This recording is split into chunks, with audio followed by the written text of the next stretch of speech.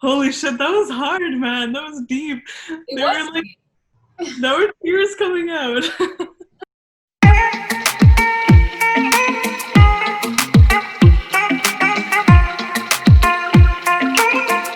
My name is Prieeyya.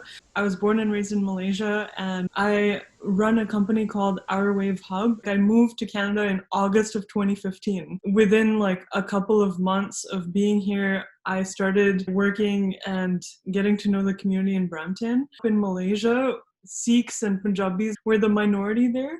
Our culture wasn't out in the street. The first ever time in Brampton, I was just stunned. There were babas on the bike with their kurtas. Before living in Brampton, I lived in Mississauga. I didn't feel the same level of community and being embraced in some sort of way that I got in Brampton. I'm fourth generation Punjabi Malaysian. That means like my parents were born in Malaysia, my grandparents were born in Malaysia. We spoke English at home. I learned actually how to speak proper Punjabi when I came to Brampton. People aren't shy about being Punjabi in Brampton. Brampton boy, I think immediately on the top of my head, the word that comes up is hustle. What I noticed firsthand living in Brampton, the immigrant hustle is real. Brampton boy, for me, encapsulates that because it's in my head the story of this kid who has parents who are first gen immigrants. I think Brampton boy encapsulates like the generation of young up and coming people and talent and future leaders from Brampton. They're willing to make shit happen. In my circumstance, I'm the first one that was here, and I sort of had to build from zero. I mean, I like to think that things weren't just handed to me, that I actually added value, and I identify with first-gen immigrants. I don't necessarily have the same language barrier. Yeah, I identify with BBG's more. Like, I can spend hours talking to them. Grade 3 to 4 was such a tough year. I remember this vividly because it shaped how I looked at myself. My sister and I recently like pulled up old pictures. You know, they have school concerts and stuff, and we're like visibly one head taller than everyone. I looked different from everyone else. My mom was obsessed with coconut oil, so my hair would smell like coconut oil all the time. I had hairy arms and yeah, just hairier than everyone else being an Indian kid. They like turned my name into Prieeyya Cow Crash. People judged me because of how different I looked, underestimated and labeled as like a cow crash.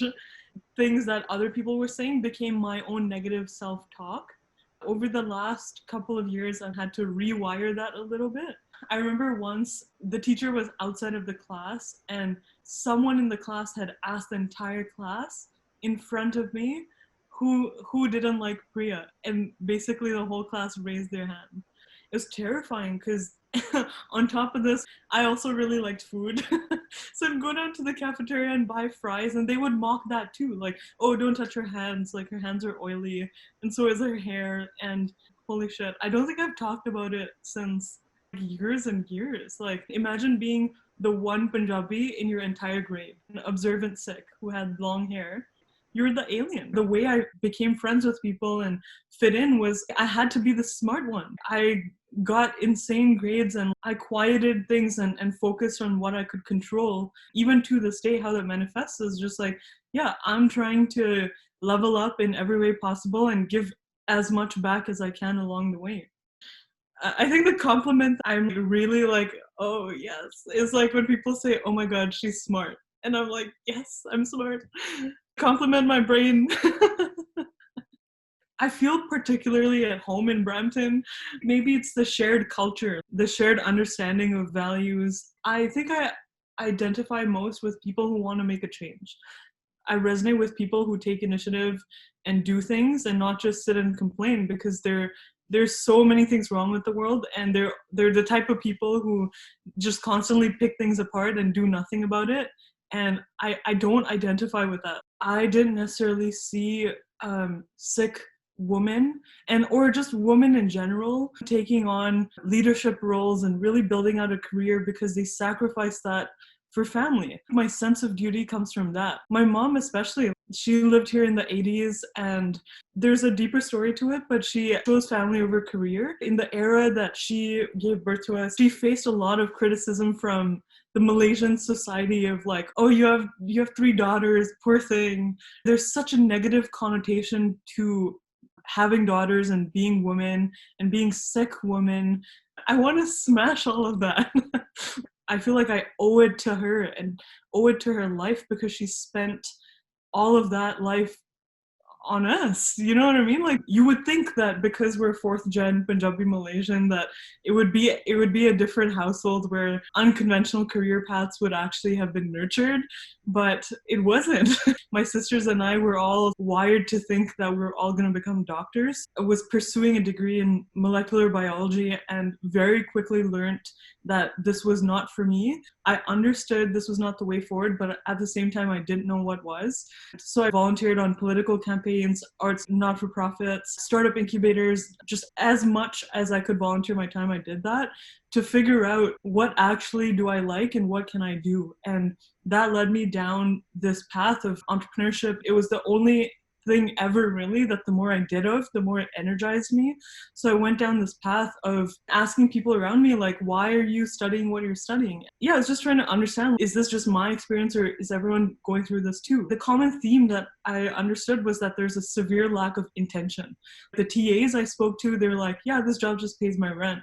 The students my age that I was talking to, they were like, yeah, our parents said political science is a good degree, so we're just doing it. There's a small percent that knew why they were doing it and really liked it, but majority of the students were just clueless about how this degree was going to fit into the larger picture of their life. I started to get interested in the tech aspect of this narrative that already exists. Artificial intelligence is so close to critical mass adoption at scale. The skills required for jobs are going to change, but the gap I saw was that educational institutions like colleges, universities, and even K-12 aren't training talent and preparing students for that future. And that's where I saw the opportunity to try and do something. The overhead in my life is relatively low right now, so I can afford the financial risk, the risk in general to try and build a company. And so I jumped on it. It was such a struggle, I think, right up to this year. The hypocrisy is that my dad is an entrepreneur and my dad runs an AI company in Malaysia, right? And I come from a family of business people. This is in my blood. A lot of the way I operate was innate. Oh my God, I had to pitch my parents recently. They wanted to know what I was up to, and I actually scheduled a meeting in the Google Calendar, and it was so nerve-wracking. I take pitches with CEOs and like big people, but yeah, they sort of now see the picture. It was a battle, man. Being afforded the opportunity to be here and have the life that I've had, trying to do this work from a place of gratitude. I would ideally, like knock wood, I would like to stay in the GTA. I love this place. Every time I land at Toronto Pearson, it feels like, I'm home. I want to win at business, some level of financial success, because I feel like when I have financial success and I'm able to spend my own money on causes that I really care about, the impact of that would be much more far-reaching. A big passion of mine is Gurmat Sangeet. I play the taus, and I want to teach the next generation how to play traditional instruments. Yeah, I want to be like uber rich, but spend all the money back on the community. I want to be that rich old white man in the Sikh community. The thing is, capital actually does go far.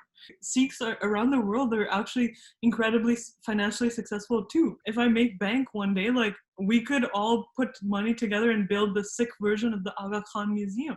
All of that doesn't come from grant funding and government support. Yes, there are portions of it, but all of that is private money from within the community. I want to make money and spend it back on our community.